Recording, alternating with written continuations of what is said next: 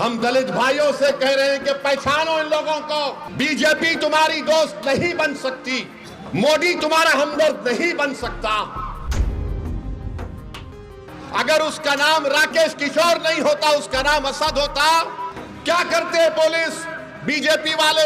ಭಾರತದ ಮುಖ್ಯ ನ್ಯಾಯಮೂರ್ತಿ ಬಿಆರ್ ಗವಾಯಿ ಅವರ ಮೇಲೆ ವಕೀಲ ರಾಕೇಶ್ ಕಿಶೋರ್ ಶೂ ಎಸೆಯುವುದಕ್ಕೆ ಪ್ರಯತ್ನ ಪಟ್ಟಿದ್ದನ್ನ ಎಐಎಂಐಎಂ ಮುಖ್ಯಸ್ಥ ಆಸಾದುದ್ದೀನ್ ಓವೈಸಿ ತೀವ್ರವಾಗಿ ಖಂಡಿಸಿದ್ದಾರೆ. ಇದೇ ವೇಳೆ ಘಟನೆಗೆ ಸಂಬಂಧಪಟ್ಟ ಹಾಗೆ ಪ್ರಧಾನಮಂತ್ರಿ ನರೇಂದ್ರ ಮೋದಿ ನೇತೃತ್ವದ ಕೇಂದ್ರ ಸರ್ಕಾರವನ್ನ ಹೈದರಾಬಾದ್ ಸಂಸದ ತರಾಟೆಗೆ ತೆಗೆದುಕೊಂಡಿದ್ದಾರೆ. ಸಿಜೆಐ ಬಿಆರ್ ಗವಾಯಿ ಅವರತ್ತ ಶೂ ಎಸೆದ ವಕೀಲ ರಾಕೇಶ್ ಕಿಶೋರ್ ವಿರುದ್ಧ ಕ್ರಮ ಕೈಗೊಳ್ಳದೆ ಇರುವುದನ್ನು ಪ್ರಶ್ನೆ ಮಾಡಿರೋ ಆಸಾದುದ್ದೀನ್ ಓವೈಸಿ ಧರ್ಮದ ಆಧಾರದ ಮೇಲೆ ಪಕ್ಷಪಾತ ತೋರೋದು ಸರಿಯಲ್ಲ ಅಂತ ಗುಡುಗಿದ್ದಾರೆ. ಸಿಜೆಐ ಮೇಲೆ ಶೂ ಎಸೆದಾತನ ಹೆಸರು ರಾಕೇಶ್ ಕಿಶೋರ್ ಆಗಿರ್ದೆ ಅಸದ್ ಅಂತ ಏನಾದ್ರೂ ಆಗ್ಬಿಟ್ಟಿದ್ರೆ ಪೊಲೀಸರು ಏನ್ ಮಾಡ್ತಾ ಇದ್ರು? ಬಿಜೆಪಿ ಆತನನ್ನ ಪಾಕಿಸ್ತಾನದಿಂದ ಬಂದವನು ಅಂತ ಬೊಬ್ಬೆ ಹೊಡಿತಾ ಇತ್ತು. ಸರ್ಕಾರ ಆ ವ್ಯಕ್ತಿಯ ವಿರುದ್ಧ ಎಲ್ಲಾ ರೀತಿಯ ಕಠಿಣ ಕ್ರಮಗಳನ್ನ ಕೈಗೊಳ್ತಾ ಇತ್ತು ಅಂತ ಆಸಾದುದ್ದೀನ್ ಓವೈಸಿ ಅವರು ಎಐಎಂಐಎಂ ಅಧಿಕೃತ ಎಕ್ಸ್ ಅಕೌಂಟ್ನಲ್ಲಿ ಇದನ್ನ ಪೋಸ್ಟ್ ಮಾಡಿದ್ದಾರೆ. ಇತ್ತೀಚೆಗೆ ಉತ್ತರ ಪ್ರದೇಶದ ಬರೇಲಿಯಲ್ಲಿ ಐ ಲವ್ ಮೊಹಮ್ಮದ್ ಬ್ಯಾನರ್ ತೆಗೆದುಹಾಕುವುದನ್ನು ಪ್ರತಿಭಟಿಸ್ತಾ ಇದ್ದ ಮುಸ್ಲಿಮರ ವಿರುದ್ಧ ಪೊಲೀಸರು ಕ್ರಮ ಕೈಗೊಂಡ ರೀತಿಯಲ್ಲೇ ವಕೀಲ ರಾಕೇಶ್ ಕಿಶೋರ್ ವಿರುದ್ಧವೂ ಕ್ರಮ ಕೈಗೊಳ್ಳಬೇಕು ಅಂತ ಆಗ್ರಹ ಮಾಡಿರೋ ಓವೈಸಿ ಹಾಗೆ ಮಾಡದ ಸರ್ಕಾರಕ್ಕೆ ನಿಜಕ್ಕೂ ನಾಚಿಕೆ ಇಲ್ಲ ಅಂತ ಅಸಮಾಧಾನ ಹೊರಹಾಕಿದ್ದಾರೆ. ಸಿಜೆಐ ವಿರುದ್ಧದ ತಮ್ಮ ಕ್ರೂರ ಹೇಳಿಕೆಗಳ ಪಟ್ಟಿಯಲ್ಲಿ ರಾಕೇಶ್ ಕಿಶೋರ್ ಬರೇಲಿಯನ್ನ ಕೂಡ ಉಲ್ಲೇಖ ಮಾಡಿದ್ದಾರೆ. ನ್ಯಾಯಾಧೀಶರು ಮತ್ತು ಸುಪ್ರೀಂ ಕೋರ್ಟ್ ಮುಖ್ಯಮಂತ್ರಿ ಯೋಗಿ ಆದಿತ್ಯನಾಥ್ ಅವರ ಬುಲ್ಡೋಸರ್ ನ್ಯಾಯದ ವಿರುದ್ಧ ಮಾತನಾಡಬಾರ್ದಿತ್ತು ಅಂತ ಅವರು ಹೇಳಿದ್ದಾರೆ.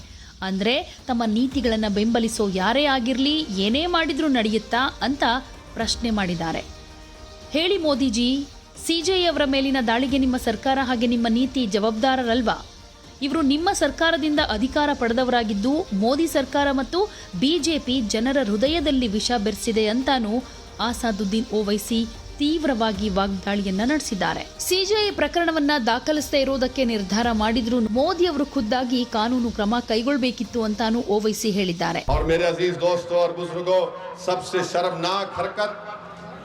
हमारे भारत के सुप्रीम कोर्ट में हुई कि एक शख्स जिसका नाम राकेश किशोर था, इसने चीफ जस्टिस के इजलास में कोर्ट नंबर 1 में चीफ जस्टिस के सामने जूता उतार कर फेंक दिया उसके कोर्ट में.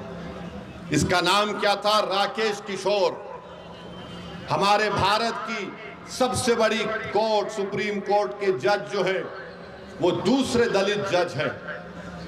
मैं हमारे दलित भाइयों को पैगाम देना चाह रहा हूं, हमारे अंबेडकरवादी आइडियोलॉजी को मानने वालों को पैगाम दे रहा हूं, जो बाबा साहेब अंबेडकर को मानते हैं उनको पैगाम दे रहा हूं, उन भारत के नागरिकों को जो संविधान को मानते हैं उनको पैगाम दे रहा हूं.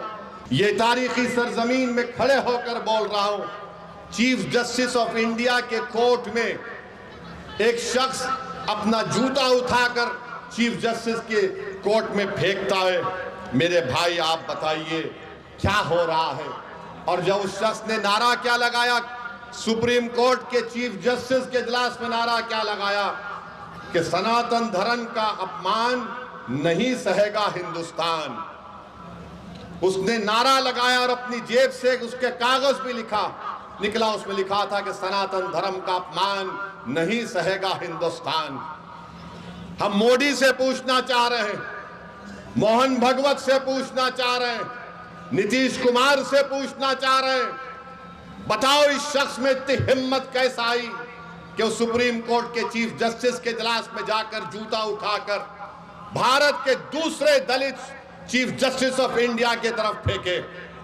नरेंद्र मोदी 11 साल आपके प्रधानमंत्री की मौजूदगी में इस तरह का जहर फैला दिया आपने. इसको हिम्मत कैसा हुई इस राकेश किशोर को? इसको ताकत कहां से मिली? इसने क्यों लिखा ये कि सनातन धर्म का अपमान नहीं सहेगा हिंदुस्तान? बताओ मोदी जी, क्या आपकी सरकार और आपकी पॉलिसियां जिम्मेदार नहीं है? जबकि सुप्रीम कोर्ट के चीफ जस्टिस ने कोई फैसला नहीं दिया, कुछ बात नहीं कि एक ओरल ऑब्जर्वेशन था उनका, मगर इसको तकलीफ हुई इस राकेश किशोर को. इसने चीफ जस्टिस ऑफ इंडिया के इजलास में आकर जूता उठाकर फेंक दिया. उसको अब तक गिरफ्तार नहीं करी पुलिस. अगर उसका नाम असद होता तो अब तक मुझे गिरफ्तार कर लिया जाता। नाम क्या था? राकेश किशोर। ऊपर वाले हैं, बड़े लोग हैं, हम कमतर हैं। सुनो मेरे दलित भाइयों, चीफ जस्टिस ने कहा कि मैं कंप्लेन नहीं करूंगा, ठीक है, मगर मैं बड़ी इज्जत के साथ चीफ जस्टिस के इस फैसले को नहीं मानता, क्योंकि सवाल आप पर जूता फेंकने का नहीं है, क्योंकि आए दिन हम देखते हैं कि दलितों को पीटा जाता है, मारा जाता है, मूंछ अगर रखते हैं या अगर घोड़े पर बैठकर अपनी बारात निकालता है तो नहीं निकालने दिया जाता। चीफ जस्टिस ने कंप्लेन नहीं की, हम मानते हो सही नहीं था, मगर दिल्ली पुलिस को क्या हुआ? दिल्ली पुलिस 100 मोटो एक्शन ले सकती। और मैं आपको बता रहा हूं, देश को बता रहा हूं, जब हमारी संसद पार्लियामेंट में 2 नौजवान कूद गए संसद में, याद है, कूदे थे, कूदने के बाद एक धुआं उन्होंने छोड़ा, उन पर अनलॉफुल एक्टिविटीज प्रिवेंशन एक्ट लगाया गया। भारत के प्रधानमंत्री, दिल्ली की पुलिस आपके मातहत आती है और आप खाली एक बयान दे दिए, ये बहुत गलत हुआ। अरे आपको तो ये करना चाहिए था कि आप उस शख्स पर जिसका नाम राकेश किशोर है उस पर यूएपीए लगाते। यूएपीए लगाते, पुलिस खुद से कंप्लेन कर सकती है। अगर उसका नाम राकेश किशोर नहीं होता, उसका नाम असद होता, क्या करते पुलिस? बीजेपी वाले उसको बोलते उठाओ, कनेक्शन वहां से है, पड़ोसी मुल्क से आया, आईएसआई, आईसिस, क्या क्या खोलते थे। और ये शख्स कह रहा है कि सनातन धर्म का अपमान नहीं सहेगा हिंदुस्तान। मोदी जी, फर्क उसमें और दूसरों में यह है कि जिस जगह पर मस्जिद को शहीद कर दिया गया था, कोर्ट का फैसला आया कि किसी ने नहीं तोड़ा। सुप्रीम कोर्ट का फैसला आया कि मस्जिद तुम्हारी नहीं है। सुप्रीम कोर्ट का फैसला ट्रिपल तलाक के बारे में आया। सुप्रीम कोर्ट का फैसला कई चीजों पर आया। हालिया यही सुप्रीम कोर्ट ने इंटरिम ऑर्डर दिया वक्फ कानून के ऊपर, जिससे हमको नुकसान होगा, मस्जिदों को नुकसान होगा। मगर जो संविधान को मानते हैं, जो संविधान को मानते, उन्होंने कहा कि हम कोर्ट के फैसले से खुश नहीं है, यह फैसला गलत है। क्या हमने धर्म का नाम लेकर किसी पर जूता उठाया? बताओ ये लोग कौन है? ये वो लोग हैं जिनको नरेंद्र मोदी की हुकूमत ने ताकत बख्श दी। ये वो लोग हैं जिनके दिलों में जहर उगल दिया गया। ये वो लोग हैं, आज भी राकेश किशोर बोलता है कि मुझे किसी चीज की परवाह नहीं, मुझे कोई गम नहीं है कि मैंने चीफ जस्टिस ऑफ इंडिया के सामने जूता उठाकर फेंका। ये क्या हो रहा है हमारे देश में? इंसाफ की जगह पर इस तरह की हरकत हो रही है और दिल्ली की पुलिस उसको गिरफ्तार भी नहीं करती।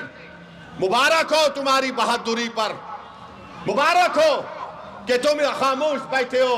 अरे अगर चीफ जस्टिस कंप्लेन नहीं करते तो तुम तो एक्शन ले सकते थे, लेकर जाते हो उसको। उत्तर प्रदेश में बच्चों को पकड़ा जाता है, पीटा जाता है और पुलिस की गाड़ी से उतारकर उनको बोलते हैं कि कान पकड़कर माफी मांगो, क्योंकि उसका नाम राकेश किशोर है। क्या तुम्हारा बाप लगता वो? तुम्हारा ससुरा लगता वो कि तुम उस पे केस नहीं बुक करते? और कोई पोस्टर उठाता है तो 1300 लोगों पे केस बुक हो जाता है, 40 गिरफ्तार हो जाते। सुप्रीम कोर्ट के चीफ जस्टिस के कोर्ट में जूता फेंकता है और ये लोग कोई केस रजिस्टर नहीं करते, पकड़ना तो दूर की बात। ये इंसाफ है, ये हमारे मुल्क का माहौल है, जिस देश के लिए हमने और आपने क्या क्या हमारे बुजुर्गों ने कुर्बानियां दी। दलितों को रुसवा करने की कोशिशें की जाती हैं। हम दलित भाइयों से कह रहे हैं कि पहचानो इन लोगों को। बीजेपी तुम्हारी दोस्त नहीं बन सकती, मोदी तुम्हारा हमदर्द नहीं बन सकता।